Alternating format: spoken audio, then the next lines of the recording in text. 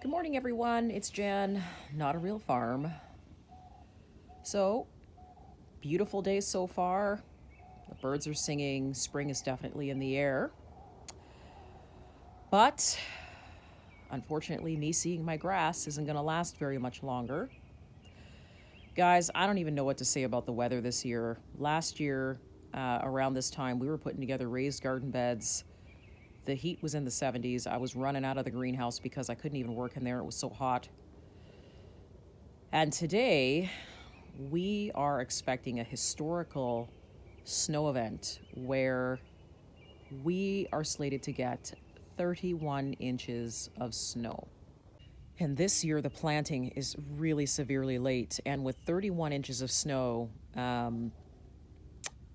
I don't even know when we're going to be able to plant outside, quite frankly. Next week is going to be double-digit temperatures, so all of the snow is going to melt, but that is going to create flood-like conditions in the fields and basically anywhere you are.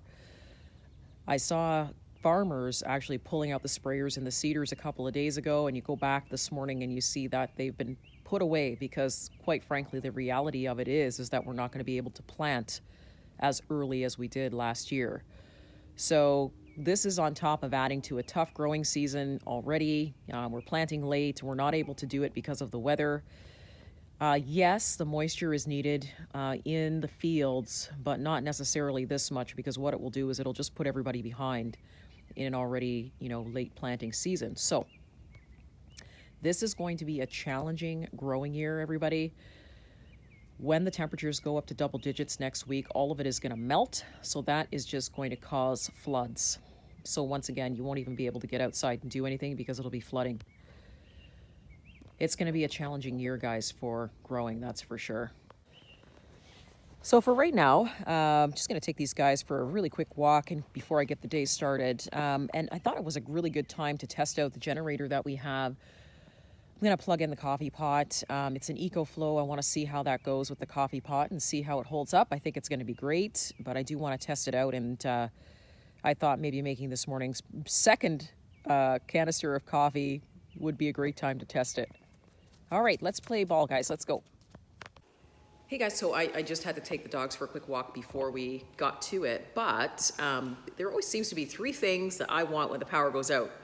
One is lights, two is heat, and three, I always seem to want coffee when I can't have it. So one of the things that we did was we got the Ecoflow generator. And if anybody hasn't heard of that, that one is one that is a very powerful battery. It's compact, it can sit anywhere, it can even sit up in your kitchen if you wanted to. So I thought today, since I'm making a second canister of coffee, it'd be a great time to test it to see if it holds up to making that coffee for me. The heat I always have, the coffee I don't. So I just want to test it. With this storm, they're calling it a historical storm, and they've already predicted that there's going to be elongated outages for power. So I want to know that at least if the power's out, I don't care about the TV. I'm a reader, so if the TV goes out, if I can have lights and coffee, I'm good to go. So I just want to see how this is going to work. Okay, so it looks like I'm just going to turn the power on here. Oh, there we go. Cool. So this is where the USB ports are if you want to charge your phones or your computer. There's actually quite a bit of USBs on here, but this would be the most ones that I would be using if I wanted to use a laptop or a phone. I don't even want to do that in a storm. I could care less about my phone, to be quite honest. And then around the back, this is where all my plugs are. So in order to use the plugs, what you have to do is you have to press on. Okay, so now the plugs are activated. This is not plugged in, so we're just kind of giving it a test run to see how it's going to do the coffee. This is normally where you'd put the plug to charge it, but we're not going to do that. So I'm just going to plug in my good old Cuisinart here.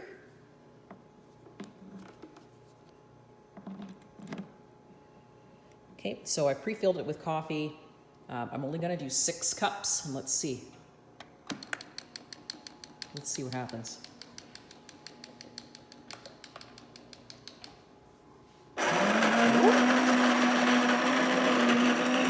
It looks like I'll be having java while the power's out. Awesome. So you can take a look here. You can see the output and the watts.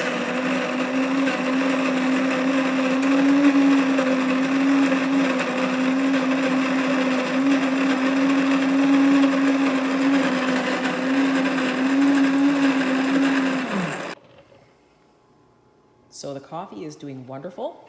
So now what I'm gonna do is I'm just gonna go grab a light and see if I can plug that in too. Okay, so I've grabbed my bedroom lamp. So let's see how this works. Okay, so the lamp is plugged in. I'm just gonna turn on the light. All right.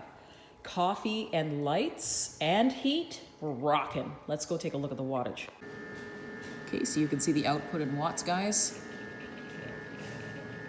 This thing rocks. I love it already. This is my first time actually testing it out to see if I can use it with my coffee machine and my lights, and it works amazing. So this is what we are going to have pretty much on standby through this storm. And as long as we've got heat, food, coffee, and lights, I'm good to go. So thanks guys for joining me today. If you have any questions, just pop it down below. Send me a quick email for sure. And hey, wish me luck. And if you don't hear from me for 4 days, chances are it's because I've lost power. All right, guys, take care. See you soon.